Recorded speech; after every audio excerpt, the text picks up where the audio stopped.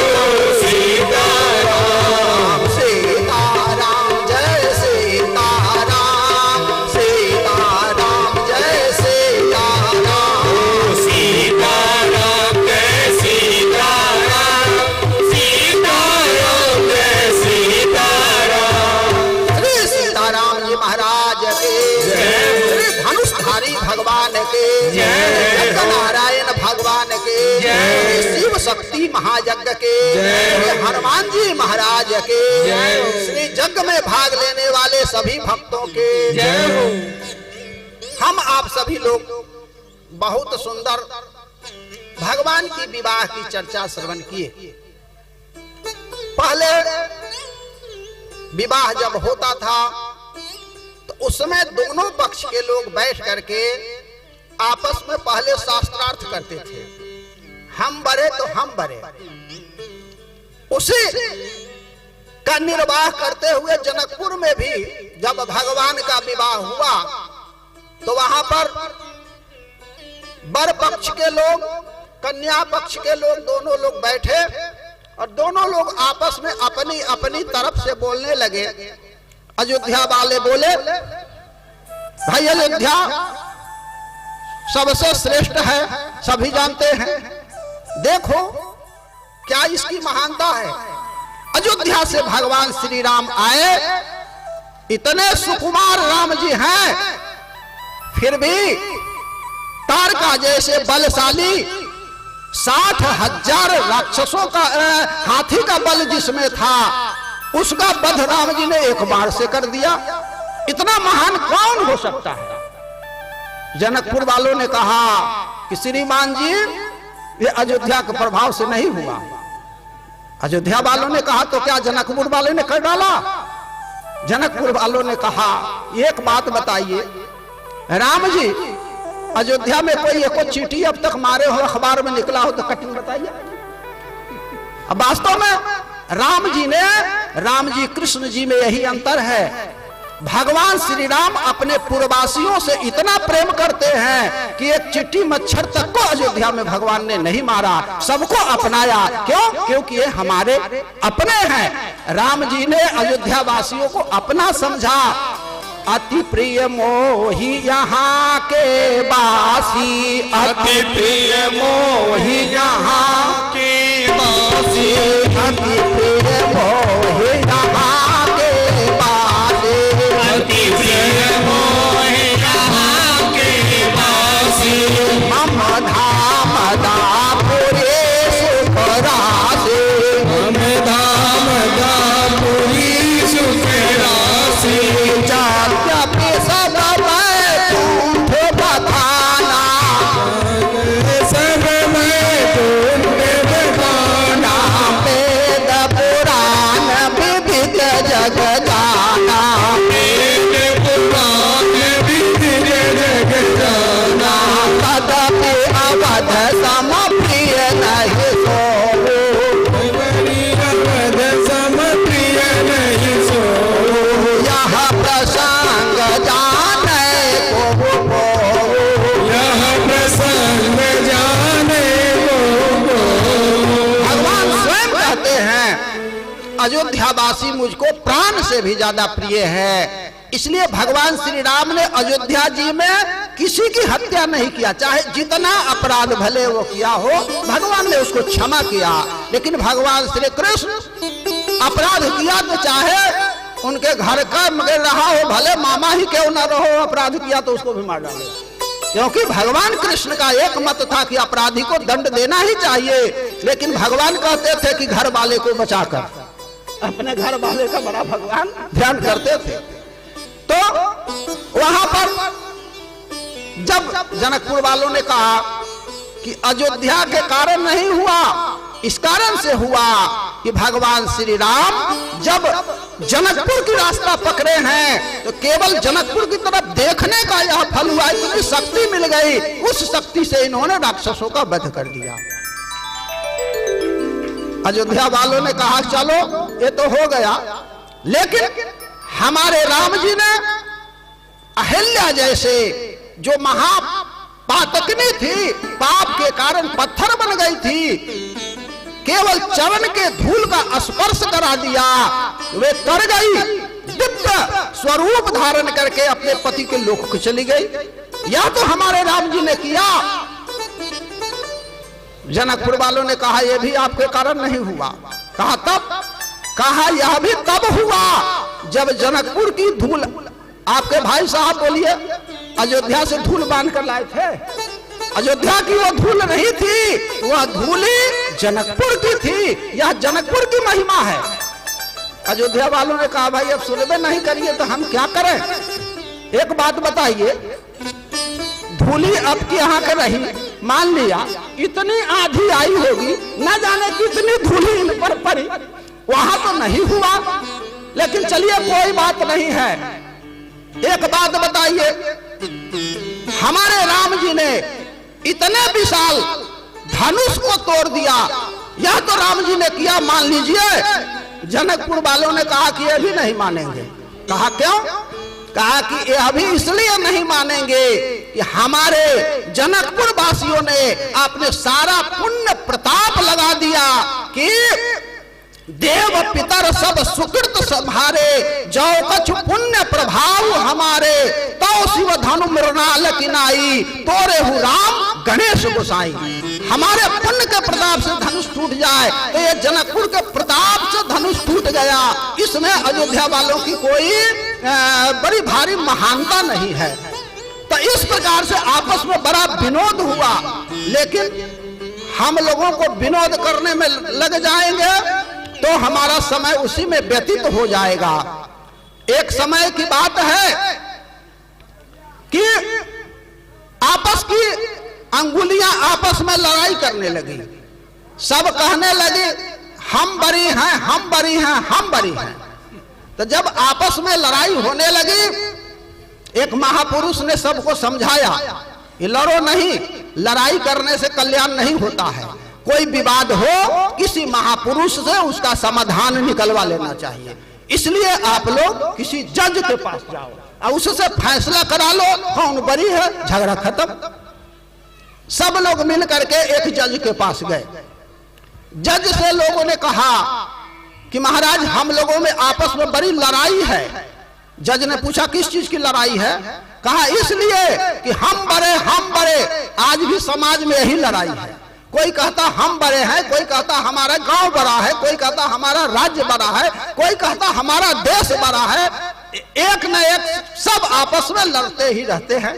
लड़ाई का कारण बड़ा का ही लड़ाई है। तो जज ने कहा कि लड़ने के कारण क्या है, पहले कारण बताओ तब हम निवारण करें।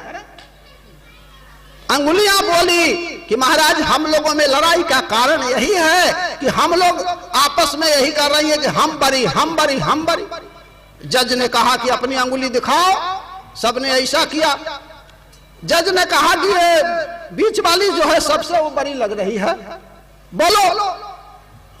कई महाराज एकदम सही कह रहे हैं, हमको कोई तर्क देने की जरूरत नहीं है, न किसी साक्ष्य की आवश्यकता है, क्योंकि प्रत्यक्ष किम प्रमाणम, शास्त्र कहता है।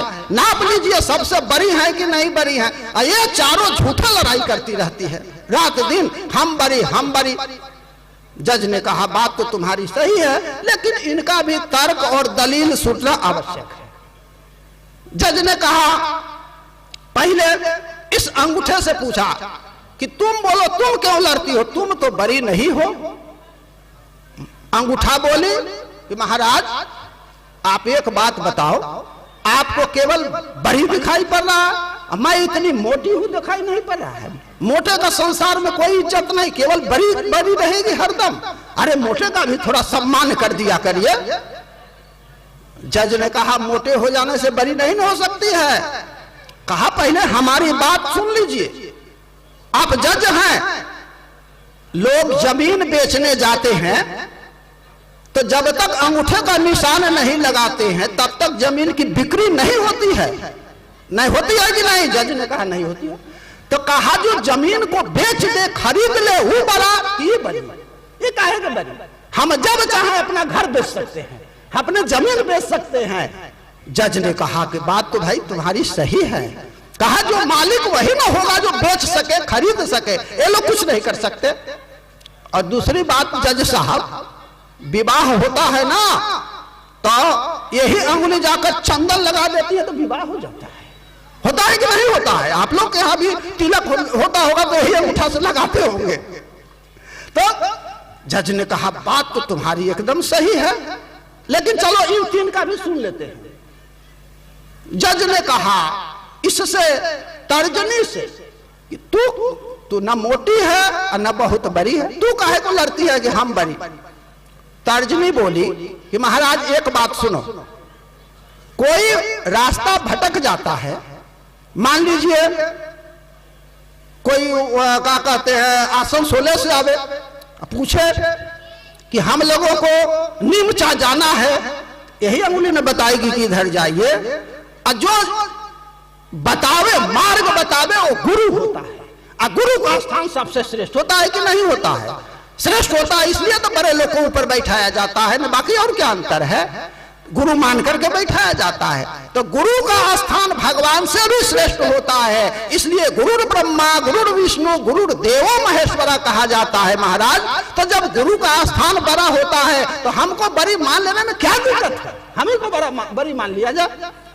जज ने कहा तर्क तुम्हारा भी सही है, कहे कि चलो ठीक है। और महाराज ये बोली एक बात और हम में है। कहे क्या? कहा एक बात है, हम केवल ऐसा इशारा कह दे तो कोहरा का बतिया गिर जाता है। रामायण में लिखा है हमारी बात ना माने, यहाँ कुम्हार बतिया को नाही जे पर जनी देख मर जाही। रामायण की बात मान लीजिए। कहा पावर तो तुम्हें भी बहुत है। कहा तब लेकिन चलो इन दोनों से भी पूछ ले, इसका नाम अनामिका है। जज साहब ने पूछा कि तू तो ना बहुत बड़ी है ना तुम्हारा कोई ऐसा है कि तू दिखा दो कोई मर जाए कुछ हो जाए, तू काहे कर लड़ रही है? अनामिका बोली कि महाराज आप नहीं जानते, जब जग होता पूजा पाठ होता है तो सर्वप्रथम मैं कुशे की पैती इसी में पहनती हूँ, और तब जाकर के कोई जग कार्य होता है। जगशाला में रहने वाले जग करने वाले जानते होंगे, तो बिना हमारे जग नहीं हो सकता। और जो जग नहीं करता है नास्तिक कहलाता है। समाज में नास्तिक का कोई अस्तित्व नहीं है, आस्तिक का ही लोग बड़ा इज्जत करते हैं। ये सब नास्तिक हैं, हम ही आस्तिक हैं, आस्तिक ही पूज्य है, इसलिए हमको बड़ी मान लिया जाए। जज साहब ने कहा तर्क तुम्हारा भी सही है। इससे पूछे कनिष्ठा से, तू काहे कर लड़ाई है? सबसे छोटी है, तू तो शांत रह कम से कम। वह बोली कि महाराज आप नहीं जानते, जब झगड़ा लड़ाई होती है तो मुक्का मारना होता तो सबसे पहले हमला हम करते हैं। तो जो छोटे होने से क्या होगा, जो झगड़ा लड़ाई में आगे रहे उन्हें पहलवान माना जाएगा। ये सब कायर हैं, बाद में आते हैं, पहले हम रहती है, इसलिए हमको बड़ा माना जाए। और महाराज एक बात और सुन लीजिए, आप हमको कमजोर मत समझिए। जब भगवान कृष्ण गोवर्धन पर्वत को उठाए थे, किस अंगुली पर उठाए थे बताइए? जज ने कहा इसी पर। तो कहा हम छोटी कैसे हैं? सबसे पावरफुल हम हैं, हमको बड़ी मान लिया जाए। जज ने कहा कि भाई देखो अपने अपने जगह पर सब बड़ी हो, है ना, लेकिन इस प्रकार से लड़ती रहोगी तो कोई पकड़ के अंगुली तोड़ देगा।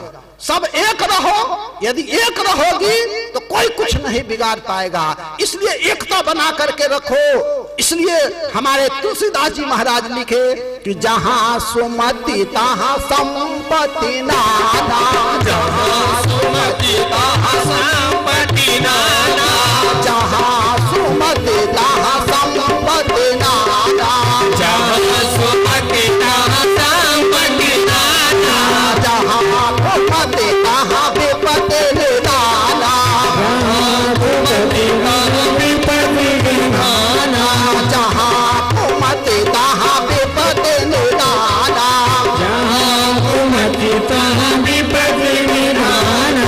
जहां सुमति होती है, एकता होती है, वहीं विकास होता है, और जहां पर विवाद होता है वहीं बर्बादी होती है, वहीं विनाश होता है। आप सब लोग में एकता है तब इतना बड़ा यज्ञ कर रहे हैं। यदि एकता नहीं होती तो ये जग आप लोग नहीं कर सकते।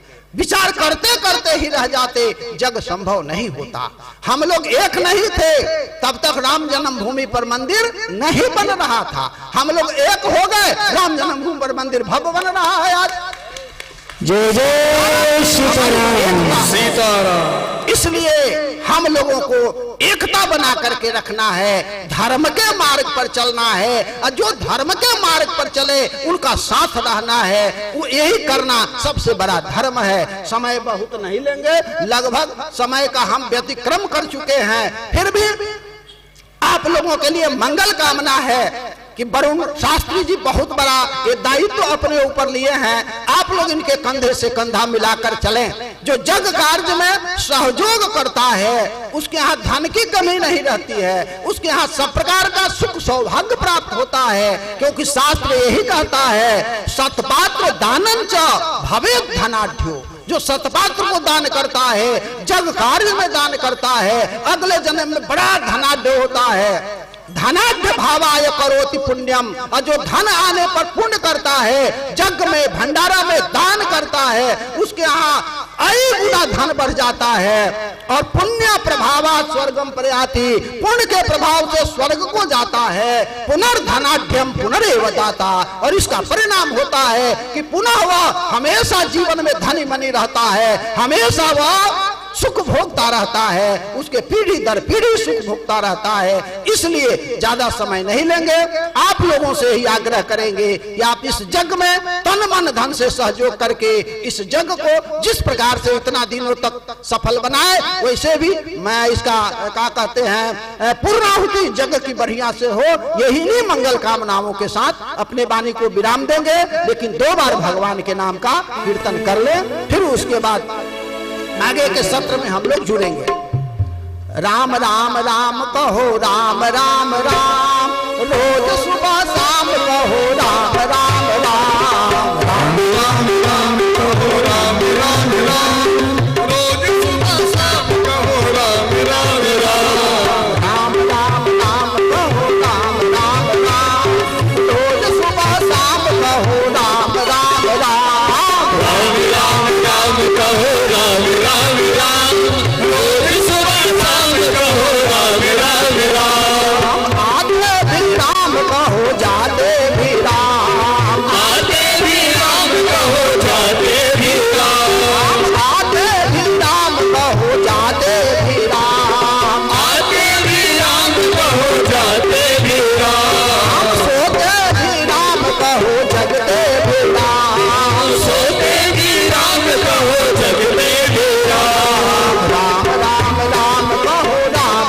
राम राम, रोज सुबह शाम कहो राम राम राम, राम राम राम कहो राम राम राम, रोज सुबह शाम कहो राम राम राम, राम राम राम कहो राम राम राम, रोज सुबह शाम कहो राम राम राम, राम राम राम कहो राम राम राम, रोज सुबह शाम कहो राम राम राम, रोज सुबह शाम कहो राम राम राम, रोज सुबह शाम कहो राम राम राम।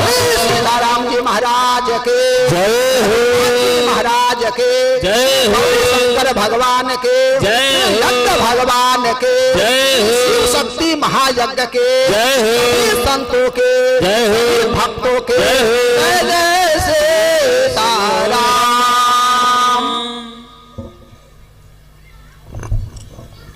महाराज श्री के चरणों में नमन।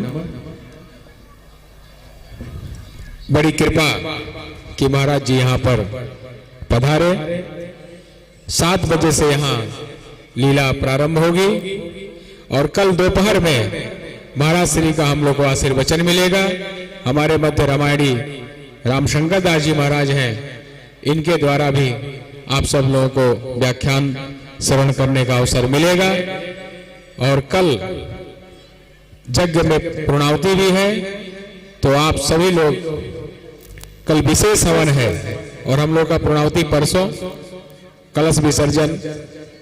तो कल पूर्णाहुति के अवसर पर दोपहर के बाद आप सब लोग जो भी वहां आहुति डालना चाहेंगे यज्ञशाला के पास आ जाएंगे। अभी लीला समापन के अवसर पर मैं और इसका विस्तार से चर्चा करूंगा। कल पुनः दोपहर में यहाँ पर आप सभी लोग कथा श्रवण करने के लिए उपस्थित हो। और शाम के समय रबिन किस्कू जिनके द्वारा अब बंगला जागरण का कार्यक्रम आप देखेंगे। अब कुछ ही समय बचा है जिसका भरपूर आनंद आप सब ले सकें। आइए लीला बिहारी का 7 बजे से हम लोग दर्शन करेंगे। जय जय सीताराम। जी महाराज जी, गाड़ी लगा दीजिए।